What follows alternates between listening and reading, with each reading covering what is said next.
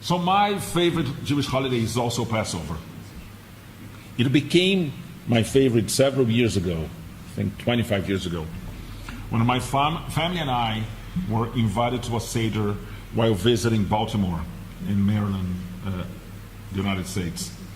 The people who invited us, a Brazilian family living in Baltimore, had a tradition in which each year one family member would be responsible for the ritual aspect of the Seder.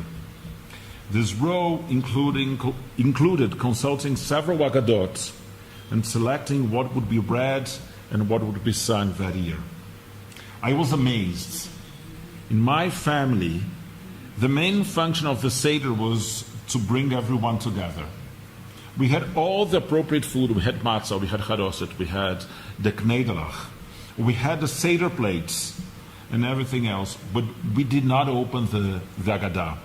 Maybe 1 or 2 years when I was in school, they allowed me to say the Manishtana, but that was it. I remember I had an LP, a recording of the songs of the Seder. In some years they allowed me to put in like the LP playing like very low so that it wouldn't disturb the conversations, but we didn't sing the songs and we didn't say the prayers. However, that year in Baltimore, something magical happened. The text became starting point for conversations about freedom in a world, freedom in a contemporary context, about these days slavery, about the many communities still suffering from oppression. Since then, starting that year, I have collected Aggadot that include contemporary perspectives, and every few years I try to compile a new Haggadah for my family, drawing from these different sources. By the way, this is the advertising moment. In a few weeks, we'll start a table talk session, like a series in which we'll talk about Passover and getting ready for the Seder. So I especially appreciate the section of the Seder when we remove drops of wine from our cups as we recite the makot, the hits inflicted upon Egypt and the Egyptians. This serves as a symbol that we should not rejoice in the suffering of others.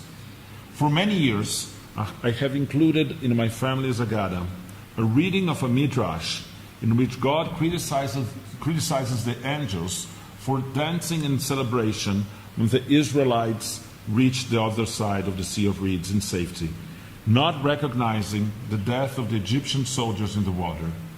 The work of my hands are drowning in the sea, and you say songs? God would have said, according to 2 parallel passages in the Talmud.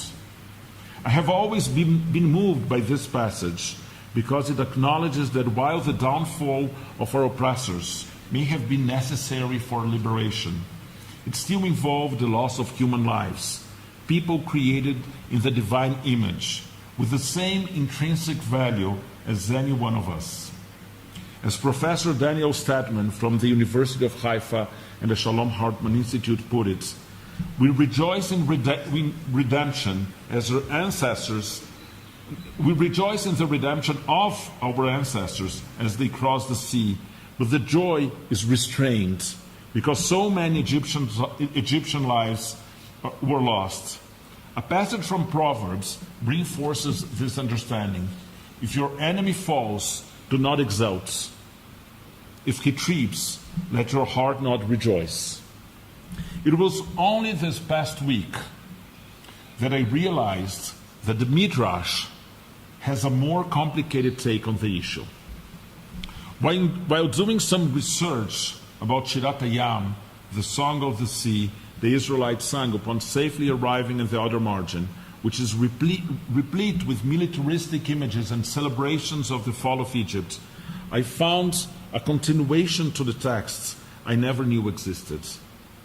After the rabbi's comments on God criticizing the angels for celebrating without acknowledging the death of the Egyptians, they add, God does not rejoice, but causes others to feel joy.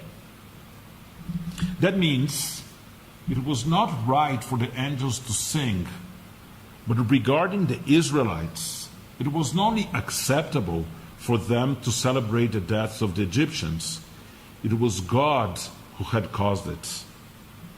The new understanding came to me as a shock, to say the least. As I continued my research, I found several contemporary commentators who felt good with a perspective that made me uncomfortable. One of them wrote, "Why would God tell the angels not to celebrate and yet allow the Jews to sing? And God's people were dying because He Himself killed them. What God is saying to the angels is that this is not a happy day for Him.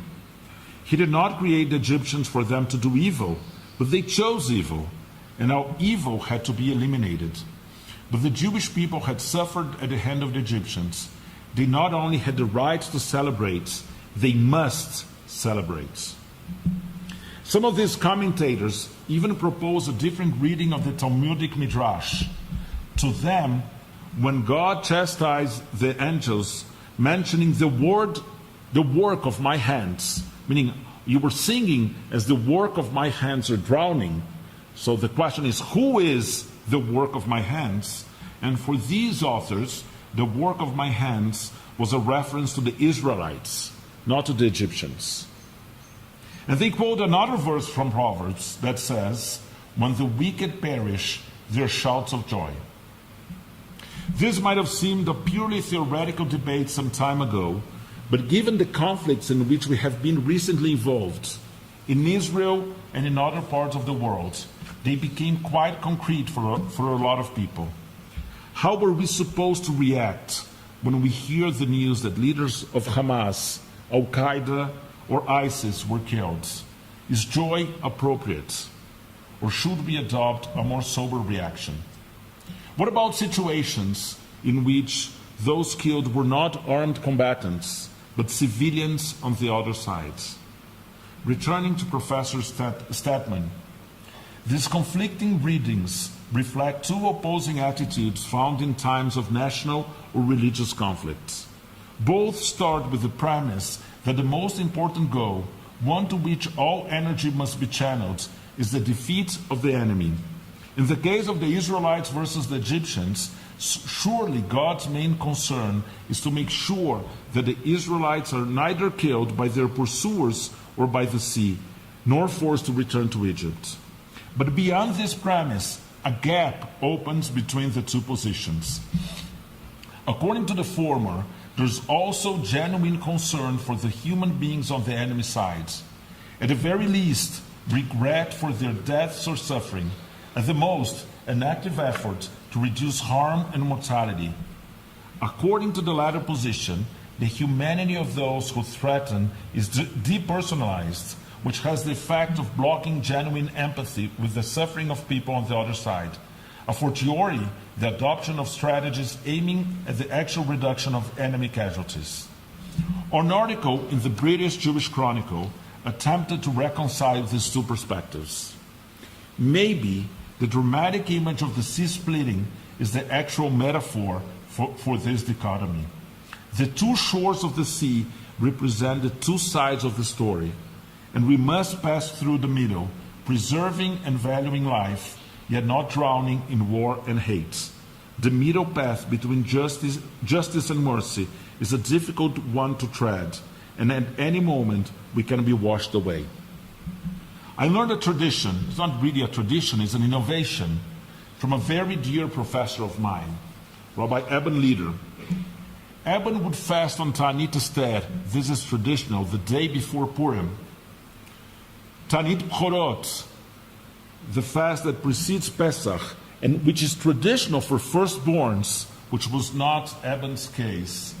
And on Yom HaZikaron, this is a complete innovation, the day before Yom HaTzmaut, in remembrance of those fallen for the establishment of the State of Israel. His reasoning was that these three holidays, Pesach, Purim, and Yom HaTzmaut, mark situations in which our freedom was conquered through the expense of too many lives, both on our sides and on our opponents. He thought that while it is appropriate to celebrate our victories, we must also acknowledge the price they exacted. May we find the road that let us recognize our own pain and celebrate our victories in current conflicts, while not dehumanizing those whose circumstances of life simply place them on the other side of these conflicts.